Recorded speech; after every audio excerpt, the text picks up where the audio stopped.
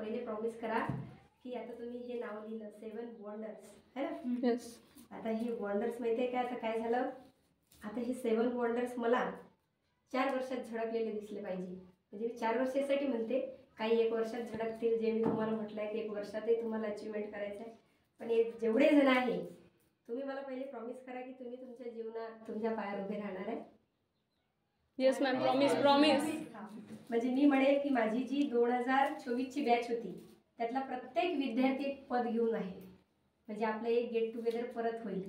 हां, त्या दिवशी मी म्हणेल की आज माझा म्हणजे स्वप्न पूर्ण झालं की माझा एकही विद्यार्थी गिवअप नाही केलं त्यांनी एज्युकेशनला आणि तो मागे राहिला नाही. तर ही शपथ तुम्हाला घ्यायला लागेल. तर तुम्हाला एकतर हात असं करा, नाहीतर हात पुढे करा आणि तुम्ही सांगा की मी आज शपथ घेतो की मी माझ्या भविष्यात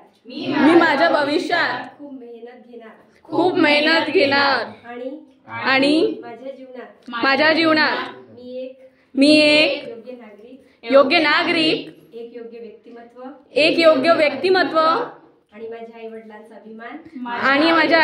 अभिमान, माझ्या शिक्षकांचा अभिमान बाळगेन आणि एक दिवस मी त्यांना सिद्ध करून देईन की मी त्यांच्या जीवनात सूर्यप्रकाश घेऊन आलेलो आहे.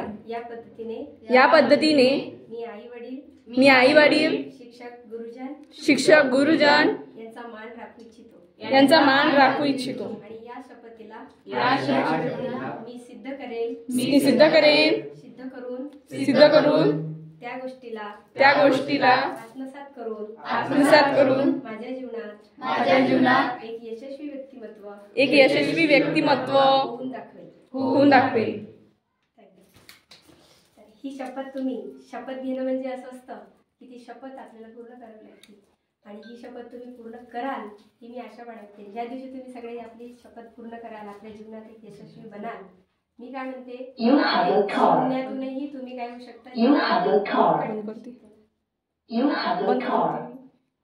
त्या जीवनामध्ये तुम्ही यशस्वी झाल्यानंतर मला एक गोष्टीचा अभिमान वाटेल की हे माझे विद्यार्थी होते जे काय होते महत्वाकांक्षी होते आणि एक दिवस तुम्ही यशस्वी झाल्यानंतर तुमचं जीवन भरभरून उज्ज्वल राहील.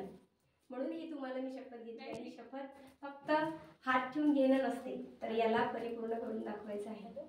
आणि तुम्हाला म्हटलेलं आहे 1 वर्षातही तुम्ही ते शपथ पूर्ण करू शकता किंवा तुम्हाला 4 वर्षही लागू शकते. हे तुमच्या हातात आहे. सुरुवात तुम्ही शून्यातून करा, लहान पदापासून करा, नंतर मोठ्या पदाला ॲक्सेप्ट करा, जसं मी करते.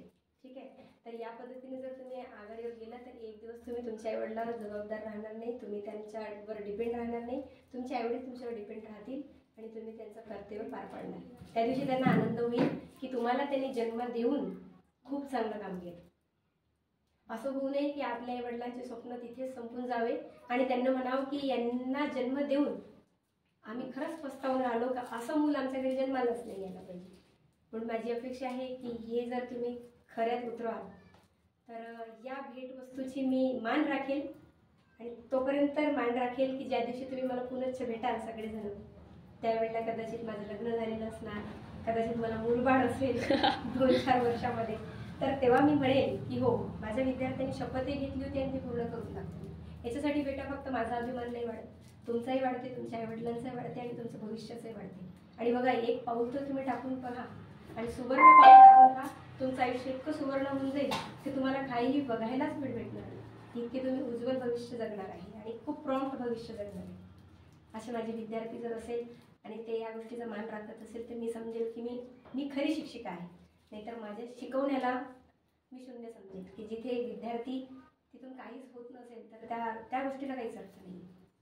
तेव्हाच मी भेटवस्तू पण घेत असते. नाहीतर ही भेटवस्तू हे माझ्यासाठी काही मोलाचं नाही आहे जोपर्यंत ते समोरचे मोल राखत नाही त्या गोष्टीचं. कारण की मी बिलकुल अपेक्षित नसते भेटवस्तू दिलीच पाहिजे किंवा काही, पण मला एक म्हणायचं त्यामागे जर तुमचा उद्देश वेगळा असेल की आम्ही हे देण्यामागे आमचाही उद्देश ठेवतो की आम्ही एक दिवस काय करू, भविष्यात तुमचा मान राखू, आमच्या वडिलांचा मान राखू. तर ही भेट मी इतकी सुवर्ण समजेल की आयुष्यभर माझ्यासाठी हे काय राहील, मोलाचं राहील. आज मी या घरात आहे, भविष्यात मी ज्या घरात जाईल त्या घरात हे झळकेल आणि मी सांगेल हे जे भेट दिलेले आहे याच्यात जे विद्यार्थी आहे, जेवढे सामील आहे हे देण्यासाठी, ते विद्यार्थी माझे काय आहे, जे यशस्वी आहे, आज जीवनामध्ये यशस्वी आहे, त्या मार्गे चालून राहिले, जे खरंच या खऱ्या धर्तीवर आपण चालायला पाहिजे, ती दुनियादारी. कारण मी तुम्हाला नेहमी शिक्षणासोबत ती दुनियादारी शिकवून राहिलेली आहे की दुनियादारी अशी आहे. आपण फक्त फेक दुनियादारी पाहायला गेलो तर ती फेक आहे, पण आपल्याला रिअल दुनियादारी जगावं लागते. आपल्या घरातून सुरुवात होते, आपल्या वडिलांपासून सुरुवात होते, खरी सत्यता त्यांच्यापासून शिकायला मिळते. म्हणून तेव्हा मी ह्या गोष्टीला मान्य करेल की तुम्ही ही गोष्ट सिद्ध करतायत. आता तुम्ही शपथ घेतलेली आहे, ही शपथ तुम्हाला पूर्णही करायची आहे. थँक्यू.